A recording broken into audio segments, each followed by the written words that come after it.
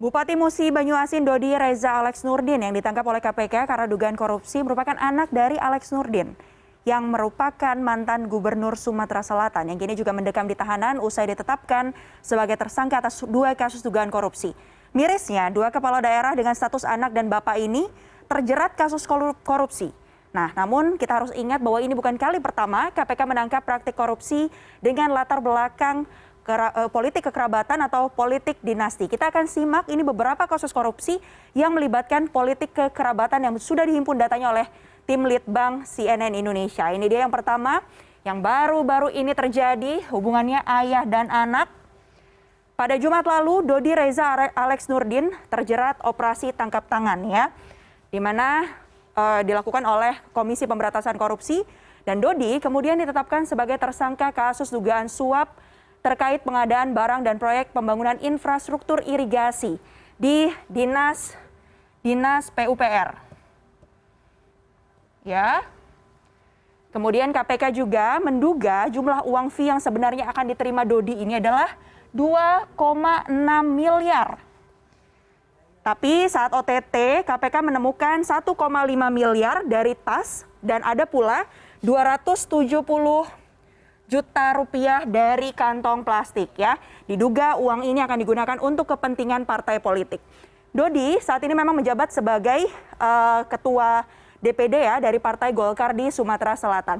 Sementara kalau ayahnya Alex Nurdin ini dulunya merupakan Gubernur Sumatera Selatan periode 2008 sampai 2018 dan juga menjadi tersangka atas dua kasus korupsi yang merugikan negara miliaran rupiah.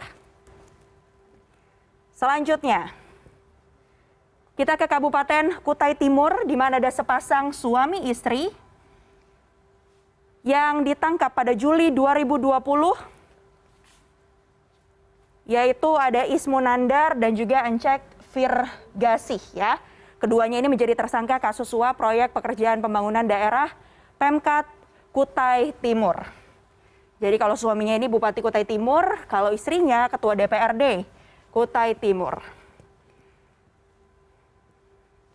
Selanjutnya kita bergeser ke wilayah Kendari. Ada hubungannya ayah dan anak yang juga dua-duanya tersandung kasus korupsi. Yang pertama adalah Asrun yang merupakan wali kota Kendari periode 2007-2017. Dan kemudian dilanjutkan oleh anaknya sendiri, Adriatma Dwi Putra, pada periode 2017 sampai 2022 dan terjaring OTT KPK pada 27 Februari 2018. Tepatnya di Jalan Syekh Yusuf, Kota Kendari, di mana keduanya ini akhirnya divonis 5,5 tahun penjara dan dendanya 250 juta rupiah karena terbukti nih menerima suap. Nih kasusnya ya.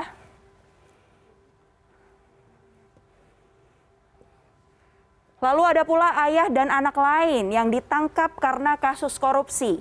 Ada Rita Widiasari yang merupakan Bupati Kutai Kartanegara periode 2010-2015 lalu 2016-2021, di mana ayahnya adalah Bupati Kutai Kartanegara periode 2005 sampai 2010, yaitu Syaukani Hasan Rais. Jadi keduanya ini merupakan bupati ya di Kutai Kartanegara dan juga melakukan tindakan korupsi seperti yang tertera di sini. Ada kasusnya. Kalau kita bicara soal dinasti politik, kata Cilegon ya, ini pasti masuk dalam daftar yang memiliki sejarah panjang adanya dinasti politik.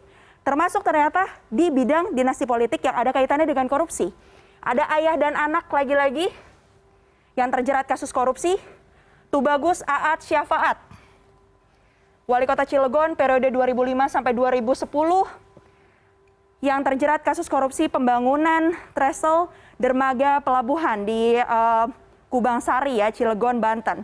Kerugian negaranya apa? Ini perlu saya garis bawahi. Ada 11 miliar pada 2010 lalu. Lalu tidak hanya ayahnya, ternyata anaknya juga tergiur kasus korupsi. Tubagus Iman Aryadi yang merupakan wali kota Cilegon periode 2010-2015 dan 2016-2021, akhirnya dinyatakan oleh pengadilan terbukti menerima suap 1,5 miliar terkait perizinan AMDAL kawasan industri di Banten pada tahun 2017. Itu tadi kasus korupsi politik dinasti yang sudah dihimpun oleh tim Litbang CNN Indonesia. Meski sudah berulang kali ditangkap pelakunya ya, dan kemudian mendapatkan hukuman, tapi faktanya korupsi di dalam dinasti politik atau politik kekerabatan ini masih terus terjadi. Sejumlah pihak juga menilai bahwa dinasti politik berpeluang menjadi salah satu pintu masuk terjadinya korupsi.